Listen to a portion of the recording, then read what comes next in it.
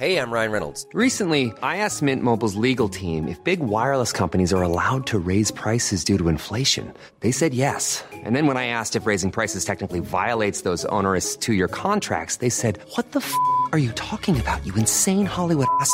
So to recap, we're cutting the price of Mint Unlimited from $30 a month to just $15 a month. Give it a try at mintmobile.com/switch. $45 upfront payment equivalent to $15 per month. New customers on first 3-month plan only. Taxes and fees extra. Speed slower above 40 GB. See details. Bonjour, ici Patrick Pierrat, éditeur d'Info Bref. Voici l'essentiel des nouvelles en ce mercredi 15 janvier. Une grève touchera 400 CPE dans l'ensemble du Québec le 23 janvier. Cette journée de grève concerne 13 000 éducatrices membres de syndicats affiliés à la CSN. Ce sera leur première journée de grève d'un mandat de 5 jours. Les éducatrices demandent notamment une diminution de leur charge de travail, une bonification de leur rémunération et des primes pour les employés qui travaillent dans des régions éloignées. Le Québec est prêt à faire une vague migratoire, selon le gouvernement. Le ministre de la Sécurité publique, François Bonnardel, a fait le point sur les mesures prévues pour renforcer la sécurité de la frontière entre le Québec et les États-Unis. Actuellement, plus de 800 personnes de l'Agence des services frontaliers du Canada, de la GRC et de la Sûreté du Québec assurent le contrôle et la sécurité de la frontière. Bonnardel a indiqué que, en cas d'afflux d'immigrants irréguliers, la Sûreté du Québec serait en mesure de déployer jusqu'à 300 policiers supplémentaires en 24 à 48 heures pour aider les agents fédéraux. Pierre Poilievre a donné ce qu'il appelle une entrevue à un militant pro-armes québécois. Dans une vidéo publiée sur la page Facebook du collectif Tous contre un registre des armes à feu, le chef du Parti conservateur du Canada a réitéré qu'il compte abroger la loi C-21 qui, dit-il, cible les chasseurs et les tireurs sportifs. Or, cette loi ne concerne ni les chasseurs ni les tireurs sportifs. Elle vise à renforcer l'interdiction des armes d'assaut, instaurer un gel national pour les armes de poing et permettre de confisquer des armes ou de suspendre le permis d'une personne qui commet des actes de violence conjugale ou du harcèlement criminel. S'il n'avait pas été élu, Donald Trump aurait été condamné. Selon le rapport du procureur spécial Jack Smith, les preuves contre l'ancien et futur président américain étaient suffisantes pour obtenir sa condamnation lors d'un procès pour sa tentative de renverser le résultat de l'élection présidentielle de 2020. Mais, souligne le rapport, la Constitution américaine interdit l'inculpation et la poursuite d'un président. Et cette interdiction s'applique sans tenir compte de la gravité des crimes reprochés, de la solidité des preuves du gouvernement ou du bien fondé de la poursuite. L'Ukraine a revendiqué une attaque massive en Russie. L'armée ukrainienne a bombardé dans la nuit de lundi à mardi des installations militaires et industrielles dans plusieurs régions russes. Selon l'Ukraine, il s'agit de son attaque la plus importante menée sur le territoire russe depuis le début de la guerre.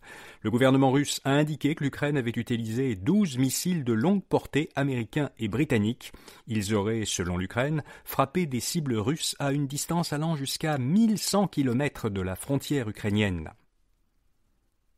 Le travail basé sur des plateformes numériques a gagné beaucoup d'adeptes. Selon Statistique Canada, 675 000 Canadiens ont tiré l'an dernier un revenu à partir de plateformes numériques. C'était 44% de plus qu'en 2023, l'année précédente. Alors ces travailleurs ont utilisé des sites web et des applications mobiles qui coordonnent des activités professionnelles ou qui gèrent les paiements, donc des applications comme Uber ou DoorDash. Les services les plus couramment fournis ont été la livraison d'aliments ou d'autres biens, les services de transport personnel et la création de contenus comme des vidéos ou des balados. Il n'y a pas assez de bornes de recharge publiques, selon la majorité de propriétaires de véhicules électriques. Un sondage de l'Association canadienne des automobilistes indique que 7 conducteurs canadiens de véhicules électriques sur 10 sont insatisfaits du nombre de bornes de recharge rapide publiques. Le manque de bornes est particulièrement problématique en hiver. Plus de la moitié des conducteurs de véhicules électriques, 53% exactement, préféreraient avoir un véhicule à essence pour les longs trajets par temps très froid. 2 sur 3 de ces propriétaires disent que la faible autonomie de la batterie par les temps très froids leur a déjà causé des soucis. Cogeco veut lancer son service sans fil canadien au cours des prochains trimestres. C'est ce qu'a indiqué l'entreprise montréalaise en publiant ses plus récents résultats trimestriels. Cogeco avait lancé l'an dernier aux États-Unis une nouvelle marque qui vend des services d'Internet et de téléphonie mobile.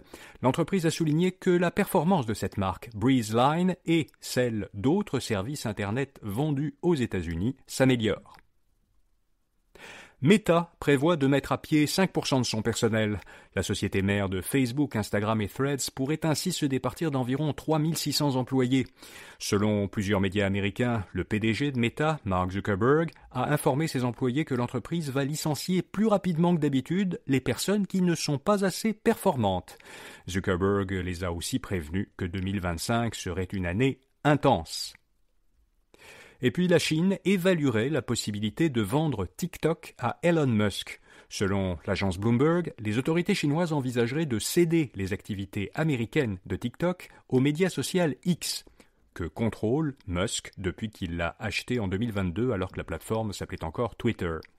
Pour le moment, le gouvernement chinois préférerait cependant faire plutôt annuler la loi américaine qui forcerait la vente de TikTok. Cette loi doit entrer en vigueur dans quelques jours, le 19 janvier. Voilà, vous savez l'essentiel. Bonne journée et à demain matin. The NFL playoffs are better with FanDuel because right now new customers can bet $5 and get $200 in bonus bets, guaranteed. That's $200 in bonus bets, win or lose. FanDuel, an official sportsbook partner of the NFL. 21 plus and present in select states. First online real money wager only. $5 first deposit required. Bonus issued as non-withdrawable bonus bets which expire 7 days after receipt. Restrictions apply. See terms at sportsbook.fanduel.com. Gambling problem? Call 1-800-GAMBLER.